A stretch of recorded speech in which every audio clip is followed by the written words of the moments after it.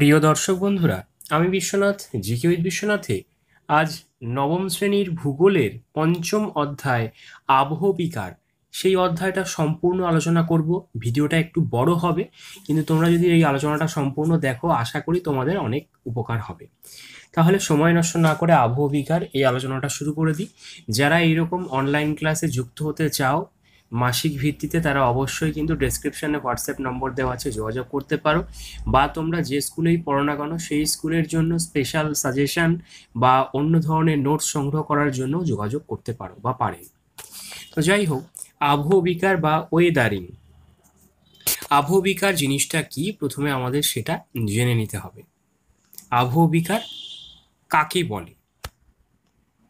দেখো, এইখান থেকে শুরু হচ্ছে, এই যে বোল্ড লেখা বা মোটা অক্ষরে মোটা হরফের লেখা, সেখান থেকে আবহাওয়া ও বায়ুমণ্ডলের কতকগুলি উপাদানের সাহায্যে ভূপৃষ্ঠের শিলাস্তর যান্ত্রিক পদ্ধতিতে চূর্ণ বিচূর্ণ এবং রাসায়নিক পদ্ধতিতে বিয়োজিত হওয়াই হলো আবহবিকার।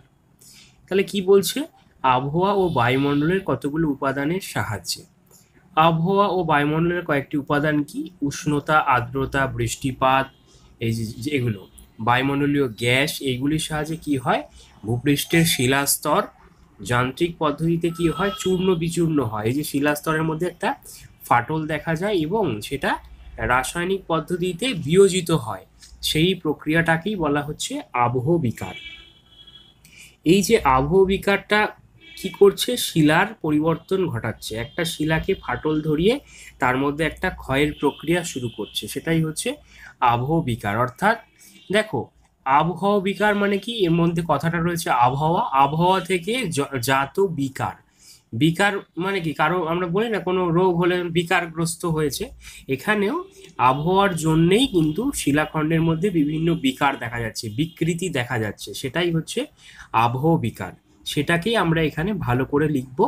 আবহাওয়া ও বায়ুমণ্ডলের কতগুলি উপাদানের সাহায্যে ভূপৃষ্ঠ শিলাস্তর যখন যান্ত্রিক পদ্ধতিতে চূর্ণ বিচূর্ণ এবং রাসায়নিক পদ্ধতিতে বিয়োজিত হয়ে বিকৃত রূপ ধারণ করে, তাকেই আমরা বলবো আবহবিকার। বা এক কথায় বলতে পারো, আবহাওয়ার জন্য শিলাখণ্ডের যে বিকৃতি ঘটে, রূপের বিকৃতি ঘটে, রূপের তারতম্য ঘটে, তাকে আবহবিকার বলে। ওটা কিন্তু এক লাইনে জাস্ট মনে রাখার জন্য, বোঝার জন্য বললাম, কিন্তু যেটা তোমাদের বোল্ডে দেওয়া আছে সেটাই কিন্তু তোমাদের মেন সংজ্ঞায় লিখতে হবে। নেক্সট দেখো, এই আবহবিকারকে অনেকে শিলাবিকারও বলে থাকেন। কারণ কি? শিলার আকৃতি চেঞ্জ হয়ে যায়, শিলায় ফাটল ধরার পর আকৃতি চেঞ্জ হয়ে যায়, পরিবর্তন হয়, তাই একে শিলাবিকারও বলা হয়ে থাকে। এরপরে দেখো ক্ষয়ীভবন। আবহবিকারের পরবর্তী পয়েন্ট হচ্ছে ক্ষয়ীভবন, এরোসিয়ন বা ক্ষয়ীভবন। এটা কি বলছে? বিভিন্ন প্রাকৃতিক শক্তির মাধ্যমে ভূপৃষ্ঠের পদার্থের স্থান পরিবর্তনই হলো ক্ষয়ীভবন। অর্থাৎ ভূপৃষ্ঠের একটা পদার্থ যেখানে রয়েছে সেখান থেকে যদি সে জায়গাটা বদল করে, তাকে আমরা ক্ষয়ীভবন বলবো। এই ক্ষয়ীভবন কোন কোন শক্তি ভূমিকা নেয়? দেখো, পরপর দেওয়া রয়েছে এখান থেকে: জলধারা বা নদী, হিমবাহ, বায়ু, ভৌমজল, সমুদ্র তরঙ্গ, জোয়ার ভাটা, সুনামি। এগুলো, এই প্রাকৃতিক শক্তিগুলো কিন্তু একটা পদার্থকে ভূপৃষ্ঠের উপরে এক জায়গা থেকে আরেক জায়গায় স্থানান্তরিত করতে সহযোগিতা করে থাকে, ভূমিকা নিয়ে থাকে। এবার এই যে ক্ষয়ীভবন, দেখো বক্সে দিয়েছে, ক্ষয়ীভবনের উদ্দেশ্য কি? ক্ষয়ীভবনের উদ্দেশ্য হলো ভূপৃষ্ঠকে সমান তলে পরিণত করা, কমন লেভেলে পরিণত করা।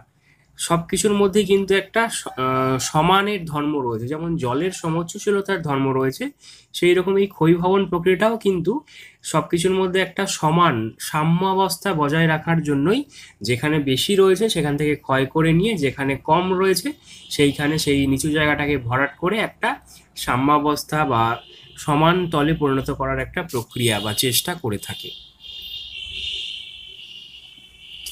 নেক্সট, ক্ষয়সীমা কাকে বলে? জন ওয়েলেসলি পাওয়েলের মতে কি? জন ওয়েলেসলি পাওয়েলের মতে তিনি বলছেন যে তার মতে নিচে শক্তি যতটা পর্যন্ত ক্ষয় করতে পারে তাই হচ্ছে ক্ষয়সীমা। যে কোনো কিছুর সীমানায় কি? শেষ প্রান্তকে আমরা সীমানা বলে জানি। তোমাদের বাড়ির শেষ প্রান্ত চারিধারকে আমরা বাড়ির সীমানা বলবো। তো সেই রকম কোনো কিছু যতটা শেষ অবধি ক্ষয় করতে পারে সেটাকে বলা হচ্ছে ক্ষয়সীমা। এখানে দেখো হ্রদের একটা ক্ষয়সীমার ছবি দিয়ে দেওয়া হয়েছে। এই ছবিটা দেখলেও তোমরা কিন্তু বুঝতে পারবে। সাধারণভাবে সমুদ্রতলই হলো শেষ ক্ষয়সীমা, কারণ সমুদ্রতল অবধি যদি চলে যায় তাহলে সমুদ্রতলের নিচে তো জল রয়েইছে, তো সেই অবধি ক্ষয় হতে পারে, সমুদ্রতল অবধি ক্ষয় হতে পারে। এখানে দেখো সমুদ্রতলের ছবি এখানে দেওয়া রয়েছে, আর এখানে হ্রদের ক্ষয়সীমা দেখা যাচ্ছে। এই যে সমান, এই সমান অবধি কিন্তু ক্ষয় করতে পারে হ্রদটা, তারপরে কিন্তু সমুদ্রের তল সে পেয়ে যাচ্ছে। তাহলে এটা নিশ্চয়ই বুঝতে পারলে। এবার খুব গুরুত্বপূর্ণ একটা ব্যাপার, আবহবিকার ও ক্ষয়ীভবনের মধ্যে সম্পর্ক। এই দুটো জিনিস কি, এটা আমাদের মাথায় রাখতে হবে। আবহবিকার ও ক্ষয়ীভবন দুটো সম্পূর্ণ আলাদা ধরনের প্রক্রিয়া। কি, আবহবিকার হলো একটি স্থিতিশীল প্রক্রিয়া, অর্থাৎ স্থিতি আছে যার, যে স্থির। আর অন্যদিকে ক্ষয়ীভবন কিন্তু স্থিতিশীল প্রক্রিয়া নয়, বিভিন্ন ক্ষয়কারী শক্তির মাধ্যমে ভূপৃষ্ঠে বিভিন্ন পদার্থের স্থানের চ্যুতিকরণ ঘটে বা স্থান বদলে যায়, পরিবর্তিত হয়, সেটাই হচ্ছে ক্ষয়ীভবন। এবার আমরা এরপরে দেখব আবহবিকার ও ক্ষয়ীভবনের পার্থক্য, সেটা থেকে আমাদের জিনিসটা আরো ক্লিয়ার হয়ে যাবে। দেখো, এটা পরীক্ষায় খুব আসে, আবহবিকার ও ক্ষয়ীভবনের পার্থক্য। একদিকে দেখো আবহবিকার কাকে বলে। আবহাওয়ার বিভিন্ন উপাদানের সাহায্যে যান্ত্রিক ও রাসায়নিক পদ্ধতিতে শিলাস্তরের চূর্ণ বিচূর্ণ ও বিয়োজিত হওয়াই হলো আবহবিকার, পরিবর্তিত হওয়াই হলো আবহবিকার। আর অন্যদিকে ক্ষয়ীভবন কি, বিভিন্ন প্রাকৃতিক শক্তির মাধ্যমে আবহবিকারগ্রস্ত পদার্থের অপসারণ হলো ক্ষয়ীভবন। মানে আবহবিকারের পর যে অবস্থায় থাকে সেই শিলা খণ্ডগুলি, সেই তাকে যখন স্থানান্তরিত করে প্রাকৃতিক শক্তিগুলো, প্রাকৃতিক শক্তি বলতে বায়ু, ভৌমজল, নদী, নদীর জলধারা, হিমবাহ, এই জোয়ার ভাটা, সুনামি, সেইগুলো হচ্ছে প্রাকৃতিক শক্তি, তাদের মাধ্যমে যে পদার্থের স্থানান্তর ঘটে থাকে সেটাকেই বলা হচ্ছে ক্ষয়ীভবন। তাহলে ক্ষয়ীভবনের পদার্থের স্থানান্তর ঘটে, কিন্তু আবহবিকারে পদার্থের কিন্তু কোনো রকম স্থানান্তর ঘটে না। নেক্সট, বৈশিষ্ট্য। আবহবিকার পদ্ধতিতে পদার্থের স্থান পরিবর্তন হয় না, যেটা বলছিলাম। এটি স্থৈতিক বা স্ট্যাটিক প্রক্রিয়া, মানে এক জায়গায় স্থির থাকে, স্থির প্রক্রিয়াও বলতে পারো। অন্যদিকে এটা হচ্ছে ক্ষয়ীভবন গতিশীল প্রক্রিয়া, কারণ এটায় পদার্থের স্থানের পরিবর্তন ঘটে, পদার্থটা ক্ষয় হয়ে অন্য জায়গায় স্থানান্তরিত হয়। এবার আবহবিকারের উপাদান কি, বায়ুর উষ্ণতা, আর্দ্রতা, বৃষ্টিপাত, বায়ুমণ্ডলের বিভিন্ন গ্যাস এতে অংশগ্রহণ করে। অন্যদিকে ক্ষয়ীভবনে আমি বলেছিলাম প্রাকৃতিক শক্তিগুলি, যেমন নদীর জলধারা, বায়ু, হিমবাহ, সমুদ্র তরঙ্গ, সুনামি, এই সমস্ত প্রাকৃতিক শক্তিগুলি এতে অংশগ্রহণ করে। আবহবিকারের ফলাফলে আবহবিকার কি করে, ক্ষয়ীভবনকে ত্বরান্বিত করে, অর্থাৎ ক্ষয়ীভবনকে দ্রুত করে, ক্ষয়ীভবনের সূত্রপাত ঘটায় আবহবিকার। আবহবিকার ছাড়া শিলাস্তরের ক্ষয়ীভবন সম্ভব। বলছে ক্ষয়ীভবন কিন্তু আবহবিকার ছাড়াও শিলাস্তরের ক্ষেত্রে সম্ভব। প্রভাব, আবহবিকার প্রক্রিয়ায় ভূমিরূপের পরিবর্তন ধীরে হয়, ক্ষয়ীভবনে ভূমিরূপের পরিবর্তন দ্রুত হয়। এই হচ্ছে পার্থক্য, খুব সুন্দর করে তোমরা পড়ে নেবে, এটা খুব গুরুত্বপূর্ণ আসে। নেক্সট দেখো, পুঞ্জিত ক্ষয় কাকে বলে। আমি দেখো এখানে মার্ক করে দিচ্ছি, এই যে বোল্ড যেখান থেকে ওখান থেকে। উচ্চভূমির ঢালের মৃত্তিকা, শিলাস্তর ও অন্যান্য পদার্থরাশি অভিকর্ষের টানে ঢাল বেয়ে নেমে এলে তাকে পুঞ্জিত ক্ষয় বা স্থানান্তর বলে। অভিকর্ষজ টান কি, তোমরা যে কোনো একটা ঢিলকে যদি, যে কোনো সামগ্রীকে যদি ভূপৃষ্ঠের উপর দাঁড়িয়ে ওপরের দিকে ছুঁড়ে মারো, সেটাতে কিন্তু পৃথিবীর দিকেই চলে আসে। মাধ্যাকর্ষণ শক্তির টানে, অভিকর্ষজ টানে সেটা পৃথিবীর বুকেই পুনরায় ফিরে আসে, তো সেটাকেই বলা হচ্ছে অভিকর্ষজ টান। বলছে উচ্চভূমিতে উঁচু অংশে ঢালে মৃত্তিকা বা শিলাস্তর বা অন্যান্য পদার্থরাশি কি হয়, অভিকর্ষের টানে সেই ঢাল বেয়ে নিচের দিকে নেমে আসে। এই যে দেখো ছবিটা দেখতে পাচ্ছ, পুঞ্জিত ক্ষয়, এই যে ঢাল বেয়ে নিচের দিকে নেমে গেছে, এটাকেই বলা হচ্ছে পুঞ্জিত ক্ষয় বা স্থানান্তর। সিকিম, দার্জিলিং অঞ্চলে কিন্তু এই ধরনের স্থানান্তর দেখা যায় বা পুঞ্জিত ক্ষয় দেখা যায়। এবার বলছে পুঞ্জিত ক্ষয় কেন ঘটে, কেন হবে পুঞ্জিত ক্ষয়। কারণ অভিকর্ষজ শক্তি যা পদার্থসমূহকে টেনে নিচে নামাতে চায়, এবং অপরটি হচ্ছে ঘর্ষণজনিত শক্তি যা পদার্থসমূহকে স্বস্থানে ধরে রাখতে চায়। তাই অভিকর্ষজ শক্তি বেশি বলে পদার্থসমূহ নিচে নেমে আসে। একটু অসুবিধা মনে হচ্ছে, দেখো এবার তোমাকে সহজে তোমাদেরকে বুঝিয়ে দিচ্ছি। ধরো তুমি কোনো একটা উঁচু জায়গা থেকে নিচের দিকে নামছো কোনো একটা ঢাল বেয়ে, তখন তুমি কি করবে, তখন তুমি কিন্তু পাটাকে টিপে টিপে নামার চেষ্টা করো, যাতে তুমি হুড়মুড় করে নেমে না পড়ো। এই যে পাটাকে টিপে টিপে নামা, সেটাকেই বলবো ঘর্ষণজনিত শক্তি। মানে পদার্থটাকে স্টে করানোর একটা চেষ্টা কিন্তু করা হয়। কিন্তু অন্যদিকে মাধ্যাকর্ষণ শক্তি বা অভিকর্ষজ শক্তি যেটা রয়েছে, অভিকর্ষজ শক্তির কারণে তোমার কিন্তু নিচের দিকে গতিটা হুড়মুড় করে তুমি এগিয়ে পড়ো ঢালবে নামার সময়। এই দুটো শক্তির মধ্যে শেষমেশ অভিকর্ষজ শক্তির জিতে যায় এবং পদার্থসমূহকে নিচে নামিয়ে নিয়ে যায়। কিন্তু তাই সেটা নেমে যাওয়ার আগে অভিকর্ষজ শক্তির সঙ্গে ঘর্ষণজনিত শক্তির একটা দ্বন্দ্ব হয় এবং ঘর্ষণজনিত শক্তির মাধ্যমে পদার্থটা সেই সমগ্র অঞ্চল জুড়ে ক্ষয় পেয়ে পেয়ে নিচের দিকে নেমে যায়। দেখো এখানে ছবিটাও কিন্তু সেই কথাটাই বলছে। নেক্সট, বিভিন্ন ধরনের পুঞ্জিত ক্ষয়। পুঞ্জিত ক্ষয় প্রধানত তিন প্রকার: এক প্রপাত, দুই ধস, 3 নম্বর প্রবাহ। প্রপাত কাকে বলে? উঁচু খাড়া ঢাল থেকে শিলাখণ্ড বা মাটির স্তূপ অভিকর্ষের টানে যদি হঠাৎ নেমে আসে তাকে বলে প্রপাত। এই যে কি, উঁচু খাড়া ঢাল থেকে শিলাখণ্ড যখন মাটির স্তূপ বা অভিকর্ষের টানে হঠাৎ নেমে আসছে, হঠাৎ হঠাৎ নেমে আসলে সেটাকে বলছে প্রপাত। নেক্সট, ধস যদি বলে কোনো মসৃণ তল বরাবর অভিকর্ষের টানে পদার্থসমূহ নেমে আসলে তাকে ধস বলে। দেখো এটা কিন্তু খানিকটা মসৃণ, প্রায় সমান, সেই জন্য এটাকে বলা হচ্ছে ভূমিধস বা ল্যান্ডস্লাইড। ভূমিধস বা ল্যান্ডস্লাইডও এর অন্তর্গত বলা হচ্ছে। ধস কাকে বলে? কোনো মসৃণ তল বরাবর যখন অভিকর্ষ টানে পদার্থসমূহ নিচের দিকে নেমে আসে। নেক্সট আমরা দেখব প্রবাহ। প্রবাহের ছবিটা এখানে দেখে নাও, পরের পাতায় আমরা যাব এবার। দেখো, অভিকর্ষের টানে ঢাল বরাবর আবহ বিকারগ্রস্ত পদার্থ নেমে আসা হলো প্রবাহ। প্রবাহ ধীর বা দ্রুত উভয়ভাবেই ঘটতে পারে। একটু আগে আমরা যেটা দেখছিলাম, অভিকর্ষ যে ঢাল বরাবর, এই যে ঢালটা সাইড বরাবর, এই সাইড বরাবর যখন নেমে আসছে সেটাকে আমরা বলবো প্রবাহ। এবার একটা খুব গুরুত্বপূর্ণ প্রশ্ন, পুঞ্জিত ক্ষয়কে ক্ষয়ীভবন বলা যাবে না কেন?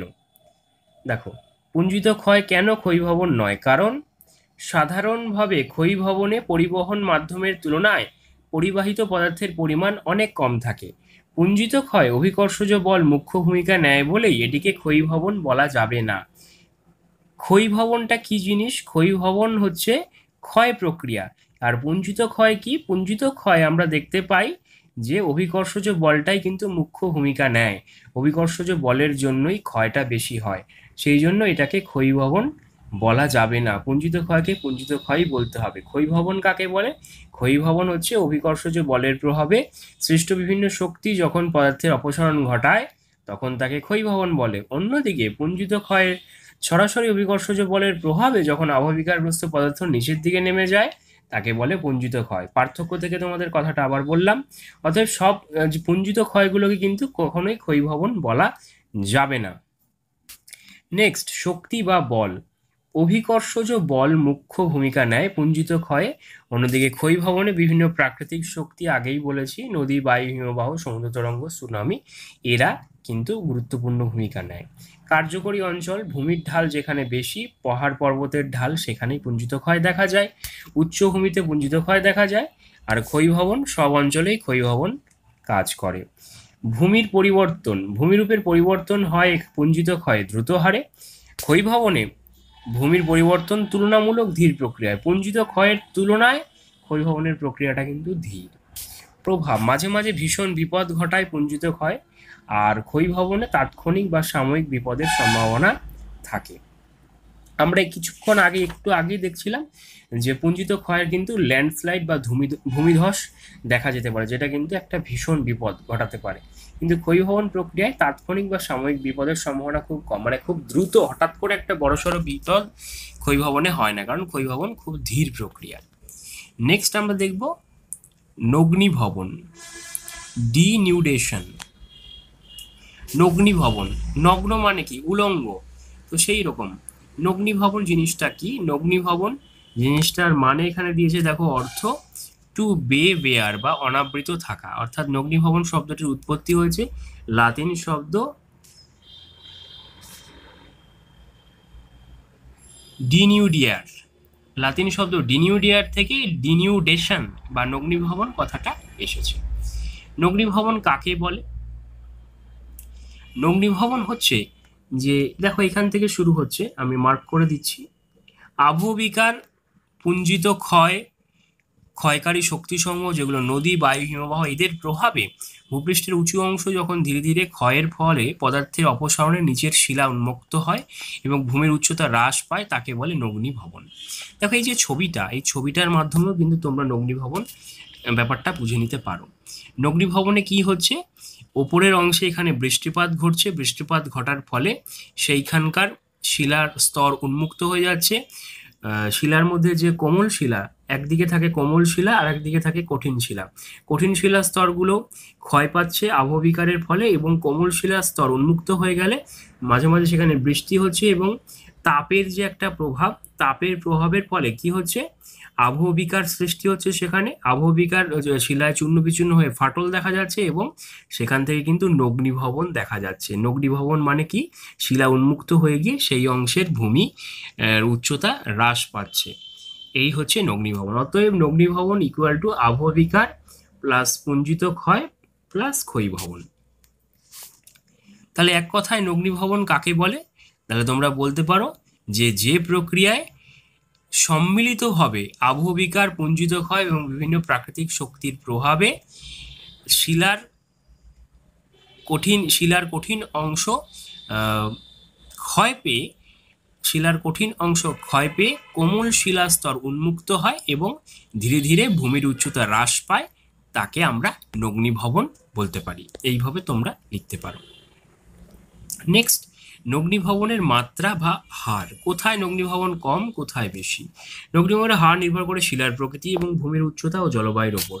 যেখানে বৃষ্টি বেশি সেখানে কি হবে, নগ্নিভবনের হার বেশি হবে, আর যেখানে মরুভূমি সেখানে নগ্নিভবন কম হবে। এবার দেখো আবহবিকারের প্রকারভেদ। আবহবিকার কয় প্রকার? 3 প্রকার: যান্ত্রিক, রাসায়নিক, জৈব আবহবিকার। আমরা প্রথমে দেখে নেব যান্ত্রিক আবহবিকার কাকে বলে। যান্ত্রিক মানে কি, একটা যন্ত্রের একটা ব্যাপার রয়েছে, যান্ত্রিক প্রক্রিয়া, নামের মধ্যেই কিন্তু উত্তর রয়েছে। দেখো উষ্ণতার পরিবর্তন বলছে, উষ্ণতার পরিবর্তন, শিলাস্তরের চাপ হ্রাস বা বৃদ্ধি, আর্দ্রতার পরিবর্তন প্রভৃতির প্রভাবে শিলাস্তর যখন যান্ত্রিকভাবে ভেঙে টুকরো টুকরো হয়ে যায়, তাকে আমরা বলবো যান্ত্রিক আবহবিকার। এখানে এই যান্ত্রিক আবহবিকারে শিলার খনিজের কোনো মৌলের পরিবর্তন ঘটে না। যান্ত্রিকভাবে যখন কি হচ্ছে, দেখো শিলা কিন্তু তাপের সুপরিবাহী নয়। শিলাস্তরের উপরের অংশে যখন তাপ লাগছে, সেই শিলাস্তর কি হচ্ছে, উপরের অংশটুকু কিন্তু প্রসারিত হচ্ছে, কিন্তু নিচের অংশ তার সঙ্গে তাল মিলিয়ে কিন্তু প্রসারিত হচ্ছে না। সেক্ষেত্রে কি হচ্ছে, পরবর্তীতে যখন আবার দিনের শেষে যখন রাত্রি আসছে, তখন শিলাস্তরের উপরের অংশ প্রসারিত হয়ে আবার সংকুচিত হওয়ার চেষ্টা করছে, কারণ ঠান্ডা হয়ে যাচ্ছে। এই যে প্রসারণ সংকোচন উপরের অংশেই বেশি ঘটছে, নিচের অংশে কিন্তু কিছুই ঘটছে না। এর প্রভাবে উপরের অংশে বিভিন্ন ফাটল দেখা যাচ্ছে এবং পরবর্তীতে পুঞ্জিত ক্ষয়, ক্ষয়ীভবন, এই সমস্ত প্রক্রিয়ায় কিন্তু সেই যান্ত্রিক আবহবিকার কিন্তু আরো তার ব্যাপারটা বেড়ে যাচ্ছে, অর্থাৎ ক্ষয়টাকে ত্বরান্বিত করছে এই সমস্ত প্রক্রিয়াগুলো। তাহলে যে যান্ত্রিক প্রক্রিয়ায় শিলাস্তর কি হচ্ছে, বিভিন্ন শিলাস্তরের তাপমাত্রার চাপের হ্রাস বৃদ্ধি, আর্দ্রতার পরিবর্তন প্রভৃতির প্রভাবে যান্ত্রিকভাবে শিলাস্তর ভেঙে টুকরো টুকরো হয়ে যাচ্ছে, তাকে আমরা বলবো যান্ত্রিক আবহবিকার।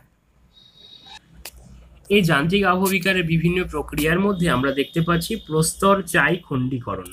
ছবিটা দেখো, এই যে প্রস্তর চাই খণ্ডীকরণ। প্রস্তর চাই খণ্ডীকরণ কি করে হয় বলছে, সমান্তরাল বা সমকোণী ফাটলের সাহায্যে একটি বড় শিলাখণ্ড বা শিলাস্তর বিভিন্ন খণ্ডে পরিণত হলে তাকে আমরা বলবো প্রস্তর চাই খণ্ডীকরণ বা প্রস্তর চাই বিচ্ছিন্নকরণ বা ব্লক সেপারেশন। এই আবহবিকারে সৃষ্ট খণ্ডগুলি কিন্তু এক একটি জ্যামিতিক আকার নেয়। বলছে সমকোণী ফাটলের সাহায্যে। তোমরা সমকোণী ত্রিভুজ দেখেছো, যে ত্রিভুজের কি 3টে কোণ সমকোণ হবে, তো সেই রকম এই যে এইখানে দেখো, এই যে কোণগুলো, এর কোণগুলো কিন্তু প্রায় সমানভাবে ফাটল দেখা যাচ্ছে, সেই ফাটলকে আমরা বলবো প্রস্তর চাই খণ্ডীকরণ। কিভাবে ঘটে থাকে প্রস্তর চাই খণ্ডীকরণ? আমি যেটা আগেই বললাম যে শিলার উপরের অংশ তাপ বেশি পায়, নিচের অংশে সেভাবে তাপ পায় না। এইভাবে ওপরের অংশে সংকোচন প্রসারণ বেশি দেখা যায়, ওপরের অংশে বেশি সংকোচন প্রসারণ দেখা যাচ্ছে, নিচের অংশে যেহেতু সংকোচন প্রসারণ সেইভাবে হয় না, অর্থাৎ অসম সংকোচন হওয়ার ফলেই শিলাস্তরে পীড়নের সৃষ্টি হয়, এবং পীড়নের নির্দিষ্ট মান অতিক্রম করলে শিলায় কি হয়, অসংখ্য উলম্ব বা সমান্তরাল সমকোণী ফাটলের সৃষ্টি হয়। উপর দিক থেকে নিচের দিকে কি হয়, একটা ফাটলের সৃষ্টি হয়, এবং তার প্রভাবে আমরা কিন্তু দেখতে পাই শিলায় প্রস্তরচায়ী খণ্ডীকরণ শুরু হয়ে যায়। একটা হচ্ছে আনুভূমিকভাবে, কথাটা মানে ভূমির সমান্তরালে, আর উলম্ব ভাবে মানে কি, এই উপরের দিকে র্যান্ডাম অর্ডার। তো এই যে দেখো ফাটলগুলো এখানে তোমরা দেখতে পাচ্ছ, তোমরা ফাটলগুলো নিশ্চয়ই দেখতে পাচ্ছ, এই যে এখানে দেখো কেমন লম্বা লম্বা ভাবে ফাটলগুলো হয়েছে। তো এই যে প্রস্তরচায়ী খণ্ডীকরণ, এটা কোন শিলায় ঘটবে বা যান্ত্রিক আবহবিকার কোন শিলায় ঘটবে, বলছে মরুভূমির অঞ্চলে গ্রানাইট ও কোয়ার্টজাইট শিলায় এই খণ্ডীকরণ বা প্রস্তরচায়ী খণ্ডীকরণ দেখা যায়, আর শুষ্ক অঞ্চলে চুনাপাথরেও এই প্রক্রিয়া দেখা যেতে পারে। নেক্সট আমরা দেখব স্বল্পমোচন। স্বল্পমোচনটা খুব গুরুত্বপূর্ণ। এক্সফোলিয়েশন, দেখো বলছে সমসত্ব, এখানে একটা কথা আছে সমসত্ব। সমসত্ব কাকে বলে? একই ধরনের, দেখো আমি লিখে দিয়েছি এখানে, সমসত্ব মানে একই ধরনের। একই ধরনের প্রকৃতির শিলার উপরিভাগ থেকে পেঁয়াজের খোসার মতো যখন পাতলা পাতলা স্তর খুলে যায়, তখন তাকে আমরা স্বল্পমোচন বলবো। তোমরা পেঁয়াজ ছাড়িয়েছ, পেঁয়াজের যেমন ভাবে স্তরগুলো ছেড়ে আসে, সেইভাবে একই ধরনের শিলার উপরিভাগ থেকে যখন স্তর খুলে আসবে তাকে আমরা স্বল্পমোচন বলবো। এটিকে অনিয়ন ওয়েদারিংও বলা হয়ে থাকে। কিভাবে এটা ঘটে? শিলা তাপের কুপরিবাহী হওয়ায় মূল শিলাস্তরের বাইরের অংশ দিনের বেলা প্রসারিত হয় এবং রাত্রে সংকুচিত হয়, কিন্তু ভিতরের অংশে সংকোচন প্রসারণ হয় না, ফলে ভেতর থেকে বাইরের দিকে একটা অসমতাপীয় ঢালের সৃষ্টি হয়, এবং ধীরে ধীরে এই সংকোচন প্রসারণের মাধ্যমে মূল শিলাখণ্ডের বাইরের অংশ পেঁয়াজের খোসার মতন খুলে গিয়ে সম্পূর্ণ শিলাটিকে একটা প্রায় গোলাকার আকৃতি বা পেঁয়াজের খোসার ন্যায় এইভাবে যে আকৃতি ধারণ করে, পেঁয়াজের খোসার মতো খুলতে থাকে, সেটাকেই আমরা বলবো স্বল্পমোচন। এবং এই প্রক্রিয়াকে আবার উপগোলাকার আবহবিকারও বলা হয়, কারণ শিলাখণ্ডটা আস্তে আস্তে কিন্তু একটা প্রায় গোলাকৃতির তে পরিণত হয়, তাই একে আমরা বলবো উপগোলাকার আবহবিকার। অতএব আমরা জানলাম স্বল্পমোচনের অপর নাম উপগোলাকার আবহবিকার। কোন শিলায় ঘটবে এটা? মরু ও শুষ্ক অঞ্চলে গ্রানাইট ও নিচ শিলায় এই ধরনের আবহবিকার দেখা যায়।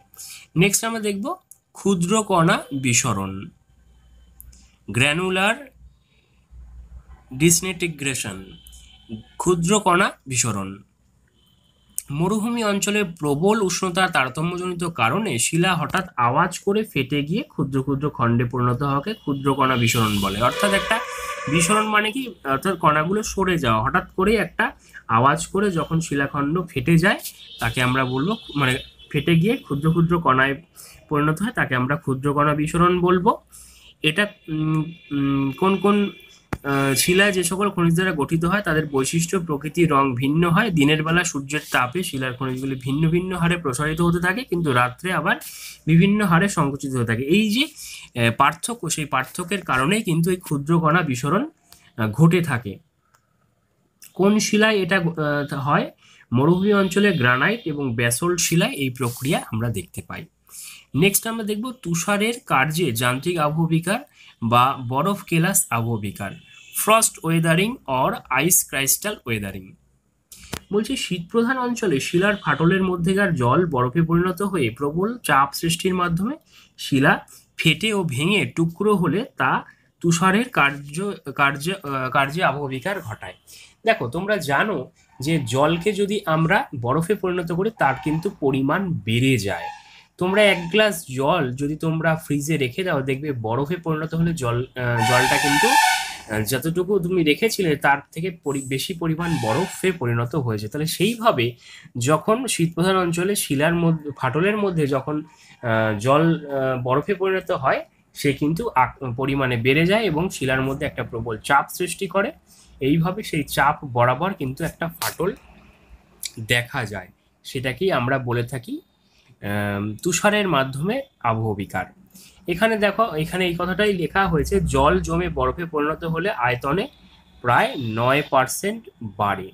অর্থাৎ 9% যে বেড়ে যায় তার প্রভাবে কি হচ্ছে, এই যে ফাটলের এইখানে দেখো, এই যে শিলার মধ্যে এই যে জল জমেছিল, পরে যখন এটা 9% বেড়ে যাচ্ছে, তাহলে দুই দিকে একটা প্রেসার ক্রিয়েট করছে, এবং পরবর্তী ছবিটায় দেখো এইভাবে আস্তে আস্তে কিন্তু ফাটলটা আরো বেড়ে যাচ্ছে। এইভাবে কিন্তু তুষারের যান্ত্রিক আবহবিকার বা বরফ কেলাস আবহবিকার হয়ে থাকে। নেক্সট, লবণ কেলাস আবহবিকার। শিলার অভ্যন্তরে দ্রবণ থেকে লবণের কেলাস গঠিত হলে শিলাস্তরে চাপের সৃষ্টি হয় এবং পীড়ন ও টানাটানির ফলে সেই শিলাস্তর ফাটে ও ভেঙে যায়। এটা হচ্ছে লবণ কেলাস আবহবিকার। ততটা গুরুত্বপূর্ণ নয়। অন্যান্য আবহবিকারের পদ্ধতি কয়েকটা আছে। চাপ হ্রাসজনিত আবহবিকার, যখন চাপ হ্রাস পায়, চাপ হ্রাসে যদি শিলা পাতলা পাতলা স্তরে ভাঁজ হয় তা হলো শিটিং, এবং টুকরো টুকরো হলে তা হলো স্পেলিং। এই দুটো এমসিকিউ কোশ্চেন এখান থেকে তোমরা পেতে পারো। কি বলছো আরেকবার দেখে নাও। ভূ অভ্যন্তরে গ্রানাইট জাতীয় শিলা প্রবল চাপে থাকে। উপর থেকে এই চাপ যদি হট করে লাঘব হয় বা কমে যায়, তাহলে শিলায় পীড়ন ও টানের সৃষ্টি হয় এবং তার ফলে শিলা ফেটে যায়। যদি শিলা পাতলা পাতলা স্তরে ভাঁজ হয়ে যায়, তখন তাকে শিটিং বলবে, আর টুকরো টুকরো হয়ে গেলে তাকে স্পেলিং বলবে। তাহলে এগুলো কিন্তু কোথায় দেখা যায়? গ্রানাইট জাতীয় শিলায় দেখা যায়। শিলার পীড়ন সহ্য ক্ষমতা কত, অর্থাৎ এই যে সংকোচন প্রসারণের যে ব্যাপারটা, সেটা কত, বিজ্ঞানীরা হিসাব করে দেখেছেন। 22°C উষ্ণতায় আবদ্ধ ফাটলে পীড়ন সৃষ্টি হয় 2115 কেজি বর্গ সেমি, অথচ মার্বেলের পীড়ন সহ্য ক্ষমতা হচ্ছে 1000 কেজি বর্গ সেমি। অন্যদিকে গ্রানাইটের 70 কেজি পার বর্গ সেমি, চুনাপাথরের 35 কেজি পার বর্গ সেমি। অর্থাৎ এইগুলোর ঊর্ধ্বে যখন হয়ে যাবে, তখন কিন্তু শিলা ফাটবেই। নেক্সট আমরা দেখব আর্দ্রতাজনিত আবহবিকার। আর্দ্রতাজনিত আবহবিকার কি হয়? শিলার ফাটলে জলের বুদবুদ প্রবেশ করলে শিলার মধ্যে প্রবল চাপ সৃষ্টি হয় এবং শিলার ফাটল বেড়ে যায়। এইভাবে শিলা ক্রমাগত হারে আর্দ্র ও শুষ্ক, মানে কি, কখনো কখনো ভিজছে, কখনো কখনো শুকাচ্ছে, এইভাবে হতে হতে একসময় শিলা ফেটে টুকরো টুকরো হয়ে যায়। একে আমরা কি বলবো? একে আমরা ফ্লেকিং বলবো। আর্দ্রতাজনিত আবহবিকারের মাধ্যমে শিলার খণ্ডীকরণ প্রক্রিয়াকে আমরা বলবো ফ্লেকিং। নেক্সট আমরা দেখব রাসায়নিক আবহবিকার, কেমিক্যাল ওয়েদারিং। বায়ুমণ্ডলের বিভিন্ন গ্যাস, জল ও অম্লের প্রভাবে শিলা যখন রাসায়নিকভাবে বিয়োজিত হয়, তাকে আমরা বলবো রাসায়নিক আবহবিকার। রাসায়নিক আবহবিকারের কিছু উদাহরণ তোমরা এখানে দেখবে বা পদ্ধতিও দেখতে পারবে। এই রাসায়নিক আবহবিকারের প্রথম পদ্ধতি হচ্ছে কার্বনেশন বা অঙ্গার যোজন। খুবই গুরুত্বপূর্ণ এটা। কার্বনেশন জিনিসটা কি? কার্বন ডাই অক্সাইডের সাথে জলের রাসায়নিক সংযোগ উৎপন্ন হয় এবং কার্বনিক অ্যাসিড উৎপন্ন হয়। H2O plus CO2, hydrogen oxide plus CO2 মানে কার্বন ডাই অক্সাইড একত্রিত হয়ে তৈরি হচ্ছে H2CO3। এই কার্বনিক অ্যাসিড চুনাপাথরের সাথে রাসায়নিক বিক্রিয়া ঘটিয়ে ক্যালসিয়াম বাইকার্বনেট সৃষ্টি করে এবং এই পদ্ধতি হলো অঙ্গার যোজন। চুনাপাথর ছাড়াও অর্থপ্লেস ফেলসপার এক ধরনের খনিজ। এই পদ্ধতিতে অ্যালুমিনিয়াম সিলিকেট সিলিকা পটাশিয়াম কার্বনেটে পরিণত হয়। এখানে কিছু উদাহরণ দিয়েছে, যেমন CaCO3 ক্যালসিয়াম হাইড্রোক্সাইড, যার বাংলা নাম চুনাপাথর, H2CO3 carbonic acid equal to কি হচ্ছে? Calcium bicarbonate CaHCOO3 2। এই হচ্ছে বিক্রিয়ার পর যে অন্য একটা জিনিসে পরিণত হচ্ছে, একে আমরা বলছি অঙ্গার যোজন। এই অঙ্গার যোজনের মাধ্যমেও কিন্তু শিলা রাসায়নিকভাবে ভেঙে টুকরো টুকরো হয়ে যাচ্ছে, রাসায়নিকভাবে বিয়োজিত হতে পারে। একে আমরা বলবো অঙ্গার যোজন। তাহলে অঙ্গার যোজন কাকে বলে? যে প্রক্রিয়ায় কি হচ্ছে? যে প্রক্রিয়ায় কার্বনিক অ্যাসিড চুনাপাথরের সাথে রাসায়নিক বিক্রিয়া ঘটিয়ে ক্যালসিয়াম বাইকার্বনেট সৃষ্টি করে, তাকে আমরা বলবো অঙ্গার যোজন। নেক্সট আমরা দেখব জারণ, অক্সিডেশন। জারণ কাকে বলে? শিলা খনিজের সাথে রাসায়নিকভাবে অক্সিজেন যুক্ত হওয়াই হলো জারণ। বিজারণ হচ্ছে অক্সিজেন মুক্ত হওয়া, আর জারণ হচ্ছে অক্সিজেন যুক্ত হওয়া। তাহলে শিলা খনিজের সাথে রাসায়নিকভাবে যখন অক্সিজেন যুক্ত হয়, তাকে আমরা বলবো জারণ। বলছি কোথায় কোথায় এই জারণ প্রক্রিয়া দেখা যাবে? অ্যামফিবোল, পাইরক্সিন, বায়োটাইট প্রভৃতি খনিজের উপরে জারণ প্রক্রিয়া দেখা যায়। এটা কিন্তু মাথায় রাখবে। নেক্সট, এরপরে দেখো জলযোজন। জলযোজন কি জিনিস? শিলা খনিজের সাথে রাসায়নিক বিক্রিয়ায় জল যুক্ত হওয়ার প্রক্রিয়াকে বলবে জলযোজন। জলযোজনের মাধ্যমে হেমাটাইট, লিমোনাইট এবং অ্যানহাইড্রাইট খনিজ জিপসামে পরিণত হয়। খুব খুব গুরুত্বপূর্ণ। নেক্সট, আর্দ্র বিশ্লেষণ। জলের হাইড্রোজেন আয়ন H+ এবং হাইড্রক্সিল আয়ন OH- কি হয়? ভেঙে শিলা খনিজে রাসায়নিক পরিবর্তন ঘটালে তা হচ্ছে আর্দ্র বিশ্লেষণ। ফেলসপার এই প্রক্রিয়ার মাধ্যমে অ্যালুমিনোসিলিসিক অ্যাসিড ও পটাশিয়াম হাইড্রক্সাইডে পরিণত হয়। তাহলে আর্দ্র বিশ্লেষণ কি? যে প্রক্রিয়ায় জল হাইড্রোজেন আয়ন ও হাইড্রক্সিল আয়নে ভেঙে গিয়ে শিলা ও খনিজে রাসায়নিক পরিবর্তন ত্বরান্বিত করে বা ঘটায় তা হলো আর্দ্র বিশ্লেষণ। ফেলসপারে এই প্রক্রিয়ার বিশ্লেষণ বা আর্দ্র বিশ্লেষণ আমরা দেখতে পাই।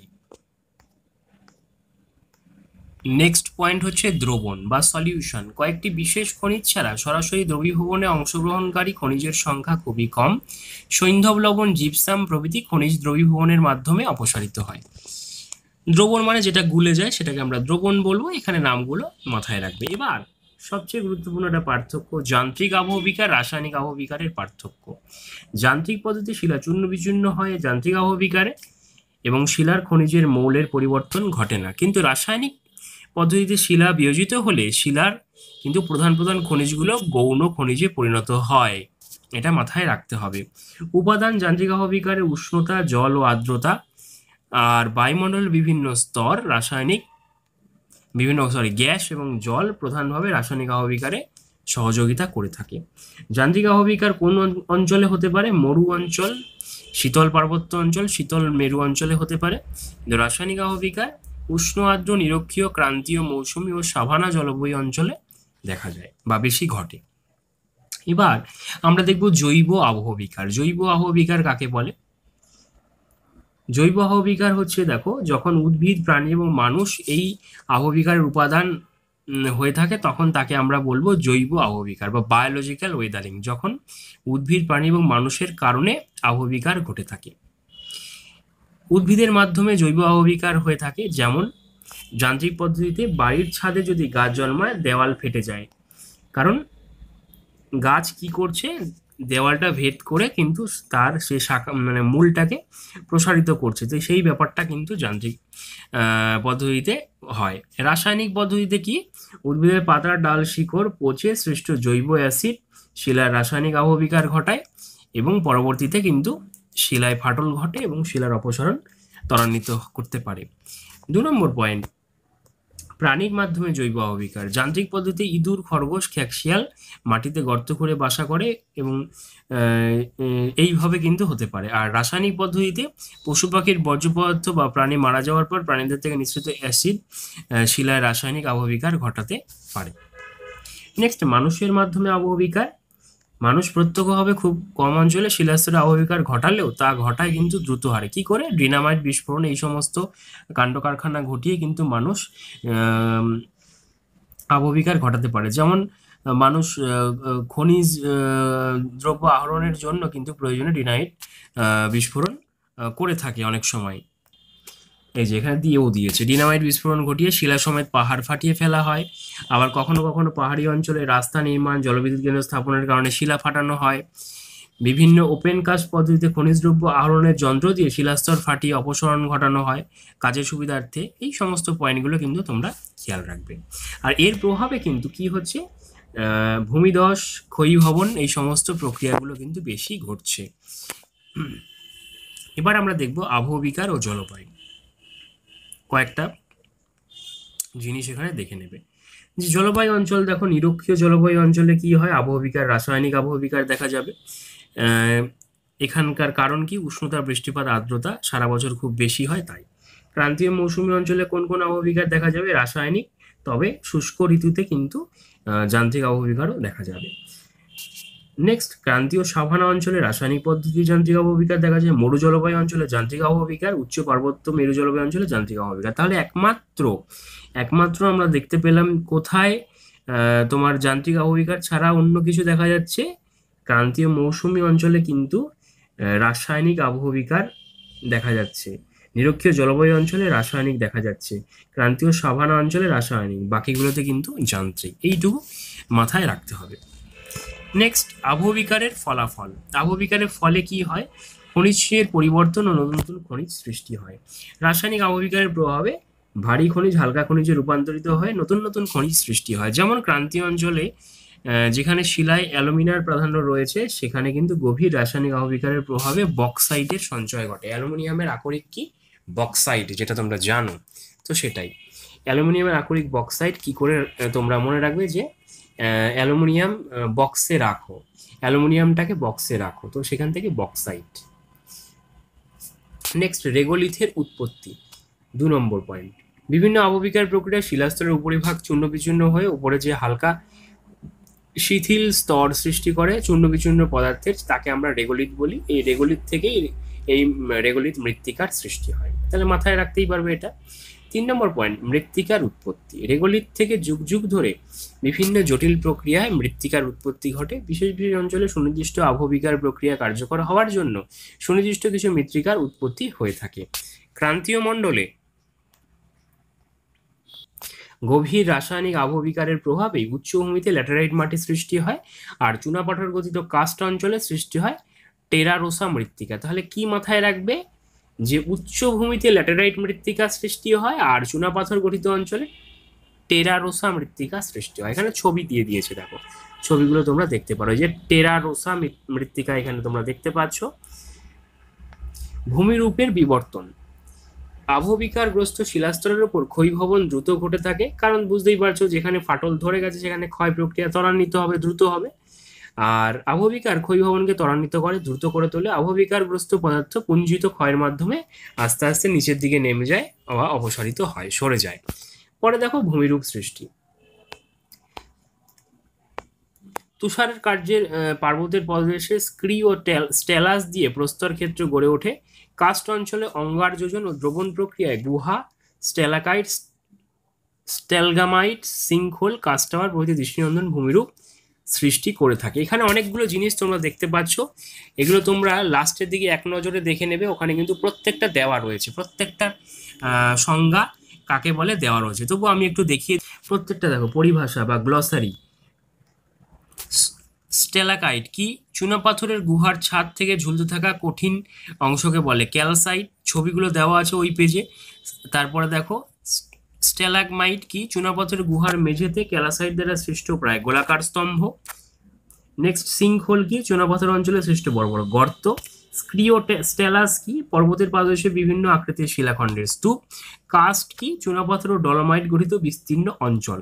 অন্যদিকে ল্যাটেরাইট মৃত্তিকা কি? ক্রান্তীয় অঞ্চলে সৃষ্ট লাল ও বাদামি বর্ণের অনুর্বর মৃত্তিকাকে বলে ল্যাটেরাইট মৃত্তিকা। এবং অন্যান্য সোলাম কি? মৃত্তিকা স্তরে এ ও বি স্তরকে একত্রে বলে সোলাম। সমোন্নতি রেখা কি? ভূপৃষ্ঠের সমান উচ্চতা বিশিষ্ট স্থানগুলোকে যে কাল্পনিক রেখা দ্বারা আমরা যুক্ত করব সেটাকে বলবো সমোন্নতি রেখা। ধরো এই যে যেগুলো গোল করলাম সেগুলোকে আমি একটা কাল্পনিক রেখা দিয়ে যোগ করব, তাহলে একটা কাল্পনিক রেখা দিয়ে যোগ করলাম, তাহলে এটাকে আমরা বলবো সমোন্নতি রেখা। নেক্সট, ঝুম চাষ কি?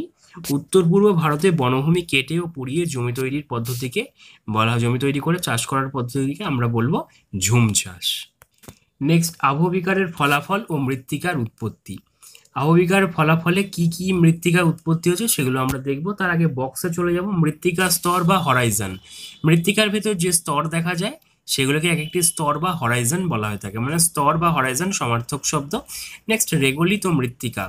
রেগোলিথ ও মৃত্তিকা কিন্তু এক নয়। আবহবিকারের প্রভাবে সৃষ্ট স্তর হলো রেগোলিথ, আর যুগ যুগ ধরে সেই রেগোলিথের ওপর বিভিন্ন প্রক্রিয়া কাজ করে তবেই কিন্তু মৃত্তিকা সৃষ্টি হয়। অর্থাৎ রেগোলিথ থেকেই কিন্তু মৃত্তিকা সৃষ্টি হয়, মৃত্তিকা থেকে রেগোলিথ সৃষ্টি হয় না, এটা মাথায় রাখবে। নেক্সট, প্রথম পর্যায়। এই পর্যায়ে কি হচ্ছে? মৃত্তিকা উৎপত্তির প্রথম পর্যায়ে আমরা দেখতে পাই ওপরের অংশে রেগোলিথ থাকে এবং পরবর্তী দ্বিতীয় পর্যায়ে সেই রেগোলিথের উপর গাছপালা জন্মায়, জীবাণু বাসা বাঁধে এবং ওই সকল জৈব পদার্থ মরে পচে মাটিতে হিউমাস সৃষ্টি করে, হিউমাসের যোগান দেয়। তৃতীয় পর্যায়ে হিউমাসের মাধ্যমে খনিজের পরিবর্তন ঘটে। চতুর্থ পর্যায়ে বিভিন্ন পদ্ধতির মাধ্যমে ইলুভিয়েশন, স্থানান্তর, সংযোজন, কৈশিক প্রক্রিয়ার মাধ্যমে কিন্তু মাটির মধ্যে স্তরের সৃষ্টি হয় এবং আস্তে আস্তে এইভাবে কিন্তু দেখো কি হচ্ছে, রেগোলিথের উপর থেকে নিচে পর্যন্ত 3টি স্তর দেখা যায়, এ বি সি স্তর সৃষ্টি হয়। এর মধ্যে প্রথম দুটি স্তর এ বি হলো মৃত্তিকা এবং এদেরকে একত্রে বলা হয় সোলাম। মৃত্তিকা বা সয়েল কথাটি এসেছে লাতিন শব্দ সোলাম থেকে। খুব খুব গুরুত্বপূর্ণ এই অংশটা। আগের পাতা যেটা দেওয়া ছিল সেটা এবার ফুল ডিসকাস করে দেব। মৃত্তিকার সৃষ্টির প্রক্রিয়া বা উৎপত্তির প্রক্রিয়া কি? আবহবিকারের মাধ্যমে প্রথমে রেগোলিথ সৃষ্টি হলো, তোমরা বুঝতেই পেরেছো। এবার হিউমিফিকেশন কি? হিউমিফিকেশন হচ্ছে মাটির মধ্যে হিউমাস তৈরি হওয়া। কি করে হবে? রেগুলিথের উপর সঞ্চিত জৈব পদার্থ জলের সাহায্যে বিয়োজক জীবাণুদের ক্রিয়ায় কাদার মতো কালো রঙের পদার্থ সৃষ্টি হয়, এটিকে বলা হচ্ছে হিউমাস। এই প্রক্রিয়াটিকে বলা হয় হিউমিফিকেশন। গাছপালা থেকে এটা আসছে। নেক্সট, খনিজকরণ। হিউমাস অক্সিজেনের মাধ্যমে জারিত হয়ে, কারণ জারণে আমরা দেখেছি অক্সিজেন যুক্ত হয়, বিজারণে আমরা দেখেছি অক্সিজেন মুক্ত হয়, তো সেই ব্যাপারটা। তো হিউমাস অক্সিজেনের মাধ্যমে জারিত হয়ে জল, কার্বন ডাইঅক্সাইড হিউমাস গঠনকারী খনিজে পরিণত হয় এবং অচিরেই হিউমাস বিনষ্ট হয়ে কি হয়? হিউমাস গঠনকারী খনিজগুলি পুনরায় মাটিতে ফিরে আসে। এই প্রক্রিয়াকে আমরা বলবো খনিজকরণ। পরের প্রক্রিয়া 4 নম্বর, এলুভিয়েশন। মৃত্তিকার এ স্তর থেকে যান্ত্রিক ও রাসায়নিকভাবে নিচের সূক্ষ্ম পদার্থের স্থানান্তরকে আমরা বলবো এলুভিয়েশন। এই যে এ স্তর বলতে এটা, বি স্তর মানে এটা, সি মানে এটা, এইভাবে কিন্তু স্তরগুলো ভাগ করা রয়েছে। নেক্সট আমরা দেখব কি? ইলুভিয়েশন। এ স্তর থেকে যে সকল পদার্থ নিচে নামে তা বি স্তরে সঞ্চিত হয়। এ থেকে নিচে নেমে সেটা কিন্তু বি স্তরে সঞ্চিত হচ্ছে, এটা হচ্ছে এলুভিয়েশন। পর ইলুভিয়েশন। সি স্তরে আমরা দেখব রেগোলিথ। এই ব্যাপারগুলো পরপর কিন্তু রয়েছে। তারপরে দেখো ধৌত প্রক্রিয়া। এ বি স্তর থেকে পদার্থ অপসারণ হলে সেটাকে বলে ধৌত প্রক্রিয়া, ধুয়ে যাওয়া। কৈশিক প্রক্রিয়া। মৃত্তিকার নিচের স্তরের জল মৃত্তিকার ফাঁক দিয়ে উপরে উঠে আসাকে আমরা বলবো কৈশিক প্রক্রিয়া। এটা কিন্তু মাথায় রাখবে। এবার এই সমস্ত সমৃদ্ধ মৃত্তিকার মধ্যে কিছু পদার্থের যোগান দিয়ে মাটির কি হয়? লাভ ঘটায় বা গেইন ঘটায়। কিছু পদার্থ রূপান্তরিত হয়, কিছু পদার্থের স্থানান্তর হয়, কিছু পদার্থ অপসারিত হয়। এইভাবে ধীরে ধীরে বিভিন্ন জটিল প্রক্রিয়ার মাধ্যমে কিন্তু মৃত্তিকার উৎপত্তি ঘটে। অর্থাৎ রেগোলিথ থেকেই মৃত্তিকার কিন্তু সূত্রপাত। মাটি ক্ষয়, মাটি সংরক্ষণ। মাটি ক্ষয় কাকে বলে? গাছপালা কেটে ফেললে, পশুচারণ, অবাধ পশুচারণ করলে, অবৈজ্ঞানিকভাবে ঝুম চাষ করলে কিন্তু ভূমির উপরিভাগ থেকে মাটি ক্ষয়প্রাপ্ত হয়, সরে যায়। একে আমরা বলবো মৃত্তিকা অপসারণ বা মৃত্তিকা ক্ষয়। মৃত্তিকা ক্ষয় কিভাবে হতে পারে? প্রবহমান জল, বৃষ্টির আঘাতের মাধ্যমে ক্ষয় হতে পারে। কিভাবে? শীট বা চাদর ক্ষয়। জমির উপর দিয়ে জল মাটির উপর স্তরকে যদি ক্ষয় করে সেটাকে বলবো শীট ক্ষয়। জলনালিকা ক্ষয়। ছোট নালী তৈরির মাধ্যমে মাটির অপসারণ হলে তাকে বলবো জলনালিকা ক্ষয়। ধরো এরকম ভাবে একটা ক্ষয় হচ্ছে, এটাকে জলনালিকা ক্ষয়। খোয়াই ক্ষয় কাকে বলবো? ছোট নালা বড় নালায় পরিণত হলে তা হচ্ছে খোয়াই ক্ষয়। ধরো এই নালাটা এরকম ছিল, জল যেতে যেতে নালার আকারটা বেড়ে গেছে, এতটা হয়ে গেছে, তাহলে এটাকে আমরা বলবো খোয়াই ক্ষয়। বীরভূম, বাঁকুড়া, লালমাটি অঞ্চলে এই খোয়াই ক্ষয় কিন্তু দেখা যায়। কোথায় খোয়াই ক্ষয় দেখা যাচ্ছে? বীরভূম, বাঁকুড়া, লালমাটি অঞ্চলে কিন্তু খোয়াই ক্ষয় দেখা যাচ্ছে। নেক্সট, র্যাভাইন ক্ষয়। র্যাভাইন ক্ষয় কোথায় দেখা যাচ্ছে? জলনালিকা খোয়াই আরো গভীর খাড়া পাড়যুক্ত হয়ে গভীর খাদ তৈরি করে, এটি হলো র্যাভাইন ক্ষয়। জলনালিকা এবং খোয়াই দুটো যখন একসাথে গভীর ক্ষয় তৈরি করছে তাকে আমরা বলছি একবারে র্যাভাইন ক্ষয়। এটা কোথায় দেখা যায়? জলপ্রবাহে নদীর পাড় ভাঙা এবং পার্বত্য অঞ্চলে ভূমিধসজনিত ক্ষয় এই ধরনের ক্ষয়ের মধ্যে পড়ে। এরপরে আমরা দেখব বায়ুর মাধ্যমে ক্ষয়, হিমবাহের মাধ্যমে ক্ষয়, তোমরা বিভিন্ন আগেও বলেছি সমুদ্র তরঙ্গের মাধ্যমে ক্ষয়। এই সমস্ত পয়েন্টগুলো পড়ে নেবে। মাটি ক্ষয়ের কারণ কি? বনভূমির গাছপালা কেটে নেওয়া, অধিক পশুচারণ, অবৈজ্ঞানিক প্রথায় ঝুম চাষ যেটা করা হয়ে থাকে, অর্থাৎ গাছপালা কেটে জমি তৈরি করা, সেটা এর মাধ্যমে কিন্তু মাটির স্তর আলগা হয়ে যায় এবং মাটি ক্ষয় পায়। নেক্সট হচ্ছে বন্যা ও প্রবল বৃষ্টি। বড় বড় বৃষ্টির ফোঁটা প্রবল হয়ে মাটিকে আলগা করে দেয়, বা বন্যা হলেও কিন্তু মাটির জলস্তর ধুয়ে যেতে পারে। মাটির সংরক্ষণ কি করে করব আমরা? বিজ্ঞানসম্মত মাটিকে ক্ষয় ও অবনমনের হাত থেকে রক্ষা করাই হচ্ছে মাটির সংরক্ষণ। প্রথমত গাছ কাটা বন্ধ করে নতুন গাছ লাগাতে হবে। নিয়ন্ত্রিতভাবে পশুচারণ করতে হবে। যেখানে পশুচারণ 7 দিন করা হয়েছে, পরবর্তীতে 1 মাস সেখানে আবার গাছপালা জন্মাতে দিতে হবে, অন্য জায়গায় পশুচারণ করতে হবে, সেইভাবে করতে হবে। নেক্সট হচ্ছে কি? শস্যাবর্তন। জমিতে একই ফসল বারবার চাষ না করে ঘুরিয়ে ফিরিয়ে চাষ করলে কিন্তু মৃত্তিকার যে মৃত্তিকা বঞ্জর হয়ে যায় না, অর্থাৎ মৃত্তিকার যে গুণাগুণ, সেটা উর্বরা শক্তি, সেটা কিন্তু বজায় থাকে। নেক্সট, ফসলের অবশিষ্টাংশ ব্যবহার। ফসল তোলার পর খড়, শিকড়, পাতা এগুলোকে জৈব পদার্থের যোগান দেওয়া যায়। সেগুলোকে যদি পচতে দেওয়া হয় জমিতে, তাহলে কিন্তু জৈব পদার্থ পুনরায় রিস্টোর হতে পারে, জমির উর্বরা শক্তি বাড়তে পারে। সার প্রয়োগের তুলনায় জৈব ভাবে কিন্তু জমির উর্বরা শক্তি বাড়বে। পরে হচ্ছে ঝুম চাষ রোধ করা। উত্তর পূর্ব ভারতে ঝুম চাষ রোধের জন্য কঠিন আইন প্রণয়ন করা হয়েছে।